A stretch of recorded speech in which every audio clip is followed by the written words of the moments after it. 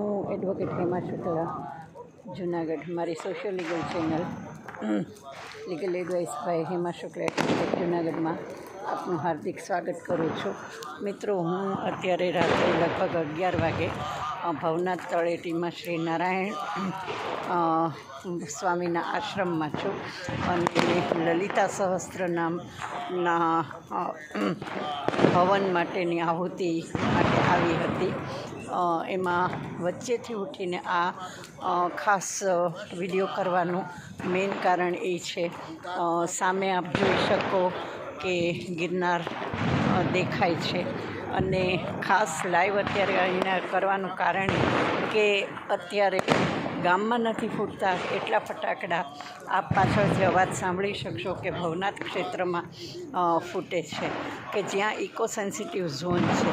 સોનાપુરીથી માંડી અને જ્યાં પોલીસની ચોકી ઊભી રાખી છે અને પ્લાસ્ટિકની બોટલને, પ્લાસ્ટિકના ઝબલાને વગેરે માટે જે આટલું બધું લોકોને હેરાન કરે છે, ગિરનાર ઉપર જતા પ્રવાસીઓ આટલા બધા હેરાન થાય છે પાણી વગેરે માટે, અને ઇકો સેન્સિટિવ ઝોન માટે આટલો બધા આગ્રહી છે. તો મિત્રો, ઇકો સેન્સિટિવ ઝોન અને પ્રાણીઓને જે સૌથી વધારે નડતો હોય એ આ અવાજ અને આ ફટાકડાઓ છે, જે અમસ્તા ગામમાં પણ 8 થી 10ની વચ્ચેનો જ સમય ઘોષિત કરેલો છે નામદાર સુપ્રીમ કોર્ટે.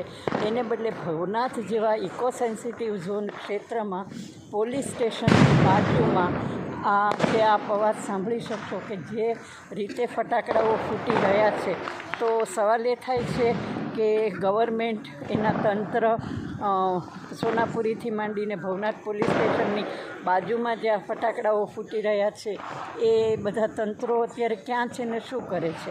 પ્રાણીઓ કેટલા બધા ડિસ્ટર્બ થતા હશે, જંગલી પ્રાણીઓ આટલા બધા જંગલી જેવા ફટાકડાના અવાજથી રાત્રે 11, સાડા 11 વાગે, કે જે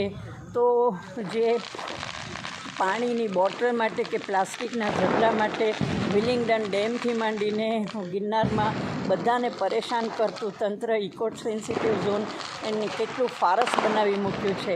જો પાછળ ફટાકડાનો ધુમાડો આપને દેખાય છે અને ફટાકડાના અવાજો પણ આપને સંભળાય છે, તો આ જે તંત્રનું ઇકો સેન્સિટિવ ઝોન નામનું ફારસ છે એનો તાદ્રશ્ય કરવા માટે હું અત્યારે અહીંથી આ વિડીયો કરી રહી છું. તો આવી રીતે આમ મન ફાવે ત્યારે સગવડિયા કાયદાઓનું પાલન કરવું, મન ફાવે ત્યારે પ્રજાને હેરાન કરવી, અને ભવનાથ ક્ષેત્રમાં તો ફટાકડાની બિલકુલ મનાઈ હોવી જોઈએ. ઇનફેક્ટ જૂનાગઢની આસપાસમાં 6 કિલોમીટર છોડો એટલે જંગલનો ભાગ શરૂ જ થઈ જાય છે. આ બાજુ પલાસવા પાદરિયા બાજુ જુઓ, આ બાજુ ભવનાથ બાજુ જુઓ, એટલે તો એ બધો જે રિઝર્વ ફોરેસ્ટનો એરિયા છે આ બધો, અને ત્યાં આ ફટાકડાના અવાજ અત્યારે સાંભળી રહ્યા છો, અને ઇકો સેન્સિટિવ ઝોન નામના ફારસનું ઉઘાડું જે હાસ્યાસ્પદ પાલન અને ઉલ્લંઘન છે એ આપ જોઈ રહ્યા છો.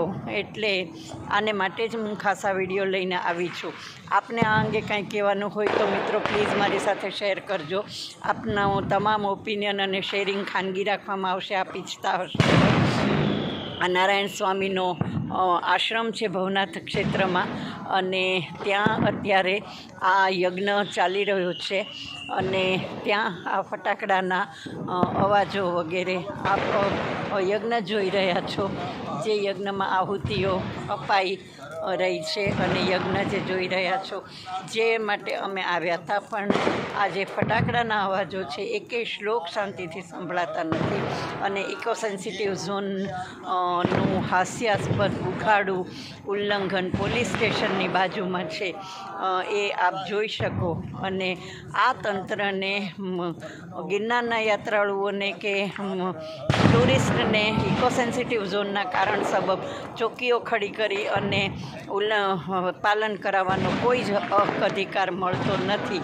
જે આટલા જંગલી જેવા ફટાકડાઓ અને પ્રાણીના ડિસ્ટર્બન્સનું પાલન ન કરાવી શકતું હોય એ આવી રીતે યાત્રાળુઓને હેરાન કરવાનો એને હક મળતો નથી, એવું મારું નમ્ર માનવું છે. આપના અંગેના સૂચનો વગેરે પ્લીઝ મોકલજો, અને આપના અંગે કાંઈ કહેવાનું હોય તો પ્લીઝ, આપને વિડીયો ગમ્યો હોય તો please like, share and subscribe it. Thank you very much. ફરીથી મળતા રહીશું આવા જ સરકારી ફારસોને ઉઘાડા પાડવા માટે થેન્ક યુ વેરી મચ.